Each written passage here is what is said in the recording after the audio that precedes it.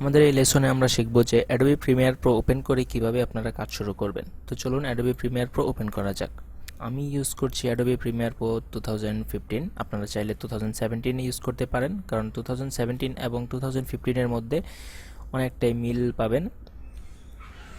শুধু CS6 যারা use করছেন এখনও, তাদের সাথে হয়তো খুব বেশি মিল পাবেন না, কিন্তু মিল পাবেন। তো আমি রিকমেন্ড করবো যে অ্যাডোবির সফটওয়্যার বা যে কোনো সফটওয়্যার হোক, আপগ্রেড ভার্সন ইউজ করাটাই বেটার।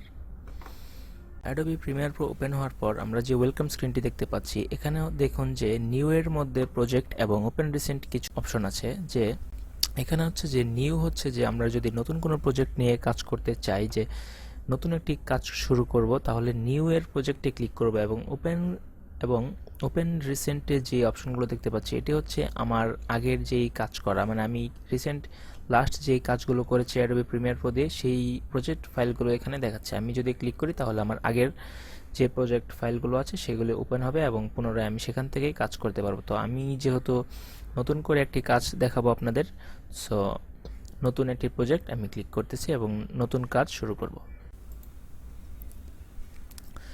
ক্রিয়েট নিউ প্রজেক্টে ক্লিক করার পর দেখুন যে নিউ প্রজেক্ট নামের একটি উইন্ডো এসেছে এবং এখানে প্রথম যে অপশন দেখতে পাচ্ছি নেমে হচ্ছে যে আমরা এই প্রজেক্টের নাম কি দিব। ধরুন যে রেপ্টো কোর্স,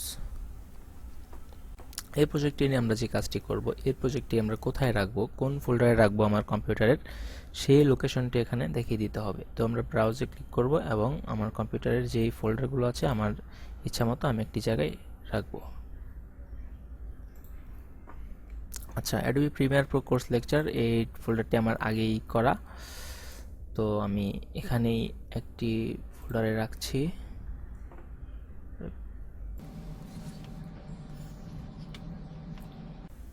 আচ্ছা, সিলেক্ট ফোল্ডার।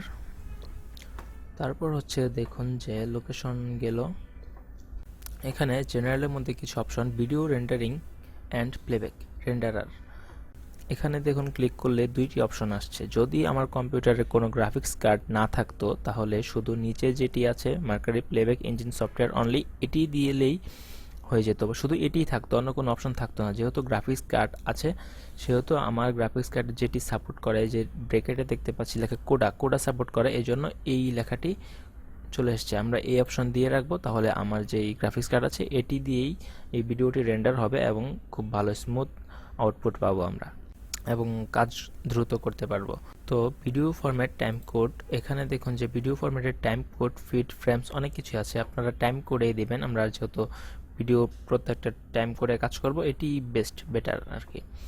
তারপর অডিও স্যাম্পল থাকুক, আর ক্যাপচার ফরম্যাট ডিবি থাকুক, এটি কোনো সমস্যা না। আর ডিবি এবং এইচডিবি, এই দুটি হচ্ছে যে ডিবি হচ্ছে ডিজিটাল ভিডিও এবং এইচডিবি হচ্ছে হাই ডেফিনেশন ভিডিও। আচ্ছা, এই দুইটির মধ্যে হচ্ছে যেটি মূল পার্থক্য, এটি অ্যাডোবি প্রিমিয়ার প্রোর ভিতরে আমি আপনাদের পরে সেটি দেখিয়ে দেব। ভিতরে কিছু প্রিসেট আছে, সেগুলো দেখিয়ে দিলে আপনারা বুঝতে পারবেন। তো ওকে করার পর আমরা অ্যাডোবি প্রিমিয়ার প্রোর মূল ইন্টারফেসে চলে এসেছি, যেখানে আমরা একটি প্রজেক্ট নিয়ে কাজ শুরু করব। তো পরবর্তী লেসন দেখতে সঙ্গে থাকুন। ধন্যবাদ।